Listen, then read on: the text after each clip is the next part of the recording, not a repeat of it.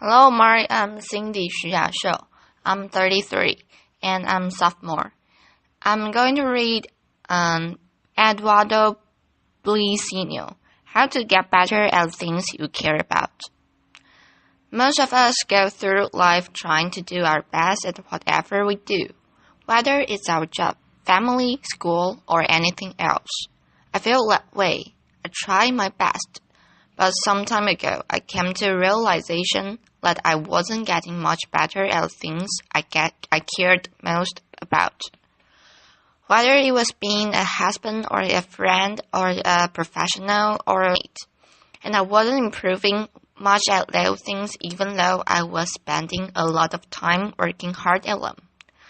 I've since realized from conversations I've had and from research that this stagnation, despite hard work, turns out to be pretty common. So I'd like to share with you some insights into why that is and what we can all do about it. What I've learned is that the most effective people and teams in any domain do something we can all emulate. They go through life deliberately, alternating between two zones, the learning zone and the performance zone. The learning zone is when our goal is to improve. Then we do activities designed for improvement, concentrating on what we haven't mastered yet, which means we have to expect to make mistakes, knowing that we will learn from them. That is very different from what we do when we're in our performance zone, which is when our goal is to do something as best as we can to execute. Then we concentrate on what we have already mastered and we try to minimize mistakes. Both of these zones should be part of our lives, but being clear about when we want to be in each of them, with what goal, focus on expectations, helps us better perform and better improve. The performance zone maximizes our immediate performance, while the learning zone maximizes our growth and our future performance. The reason many of us don't improve much despite our hard work is that we tend to spend almost all of our time in the performance zone. This hinders our growth and, ironically, over the long term, also our performance. So what does the learning zone look like? Take Demosthenes, a political leader and the greatest orator and lawyer in ancient Greece. To become great, he didn't spend all his time just being an orator or a lawyer, which would be his performance zone. But instead, he did activities designed for improvement.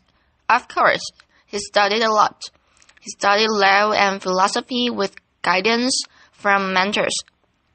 But he also realized that being a lawyer involved persuading other people. So he also studied great speech and acting. To get rid of an odd habit he had of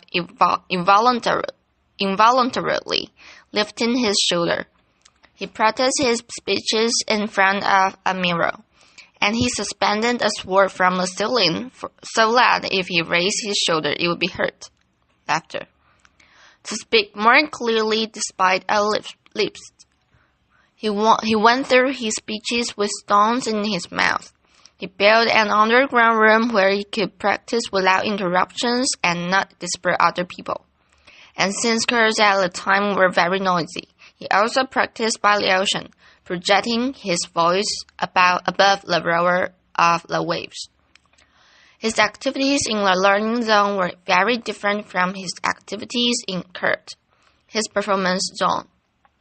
In the learning zone, he did what Dr. Anders Ericsson calls deliberate practice.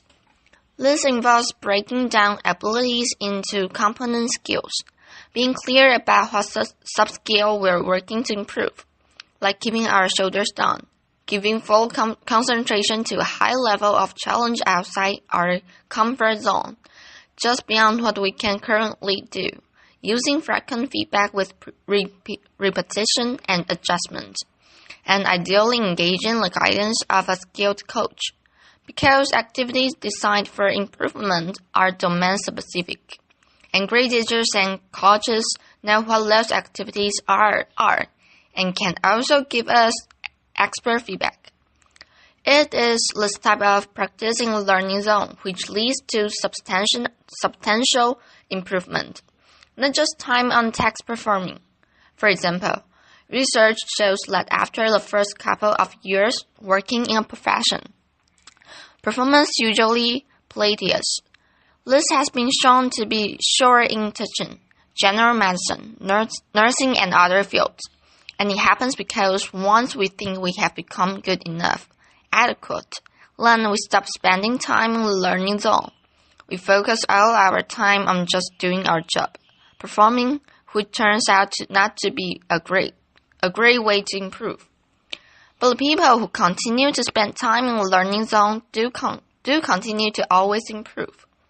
The best salespeople at least once a week do activities with the goal of improvement. They read to extend their knowledge, consult with colleagues or domain experts, try out new strategies, solicit feedback, and reflect. The best chess players spend a lot of time not playing games of chess, which would be their performance zone, but trying to predict the moves grandmasters made and analyzing them. Each of us has probably spent many hours typing on the computer without getting faster. But if we spend 10 to 20 minutes each day fully concentrating on typing 10 to 20% faster than our current reliable speed, we would get faster, especially if we also identified what mistakes we're making and practice typing those words. That's deliberate practice. In what other parts of our lives, perhaps that we care more about? Are we working hard but not improving much because we're always in the performance zone? Now, this is not to say that the performance zone has no value. It very much does. When I needed a knee surgery, I didn't tell the surgeon, poke around in there and focus on what you don't know. Laughter. We'll learn from your mistakes. I looked for a surgeon who I felt would do a good job, and I wanted her to do a good job. Being in the performance zone allows us to get things done as best as we can. It can also be motivating, and it provides us with information to identify what to focus on next when we go back to the learning zone. So the way to high performance is to alternate between the learning zone and the performance zone, purposefully building our skills in the learning zone, then applying those skills in the performance zone. When Beyond Song is on tour, during the concert, she's in her performance zone. But every night when she gets back to the hotel room, she gets right back into her learning zone. She watches some video of the show that just ended. She identifies opportunities for improvement for herself, her dancers, and her camera staff. And the next morning, everyone receives pages of notes with what to adjust, which they then work on during the day before the next performance. It's a spiral to ever-increasing capabilities, but we need to know when we seek to learn and when we seek to perform. And while we want to spend time doing both, the more time we spend in the learning zone, the more we'll improve. So, how can we spend more time in the learning zone?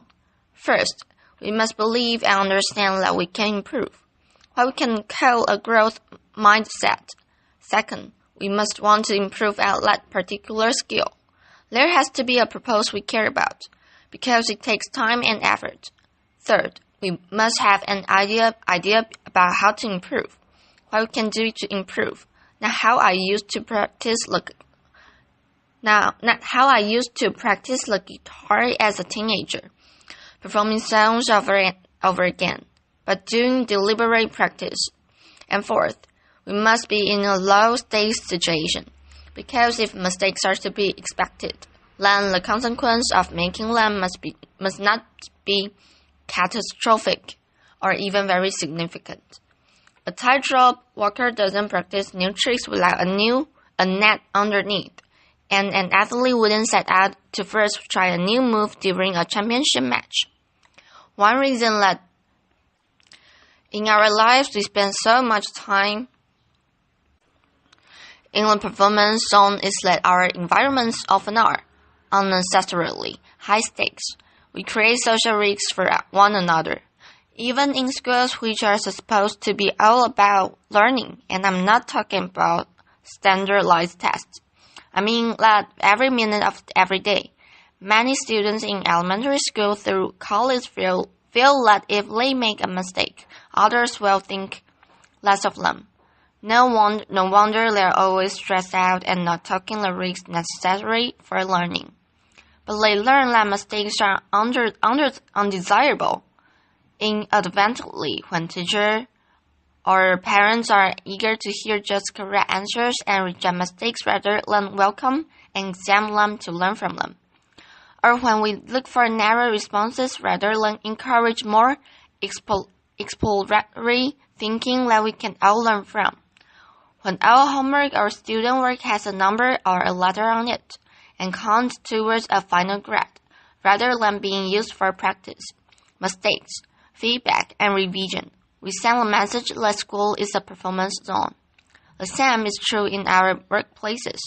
In the company I consult with, I often see flawless execution cultures which leaders foster to encourage great work, but that leads employees to stay within what they know and not try new things.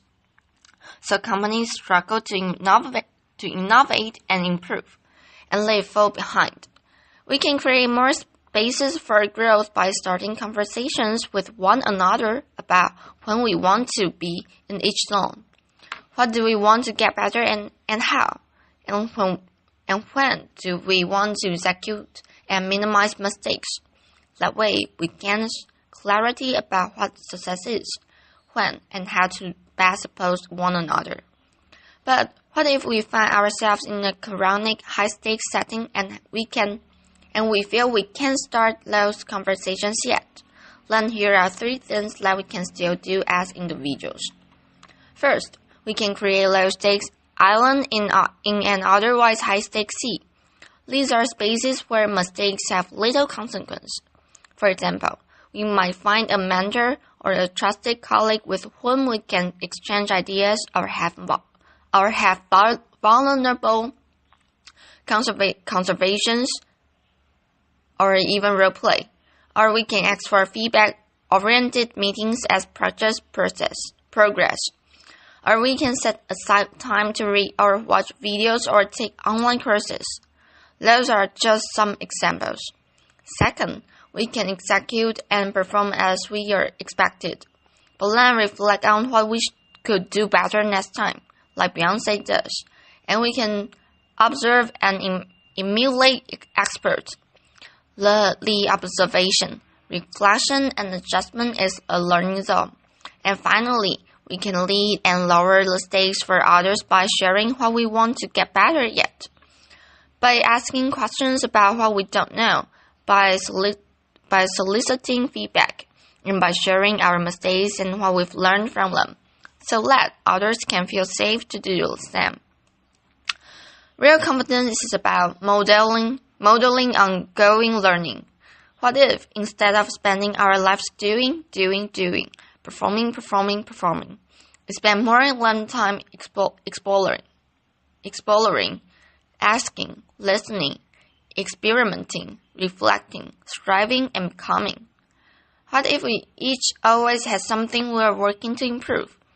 What if we created more low-stakes islands and waters? And what if we got clear within ourselves and with our teammates about when we seek to learn and when we seek to perform, so that our efforts can become more consequential, our improvement never ending, and our best even better? Thank you.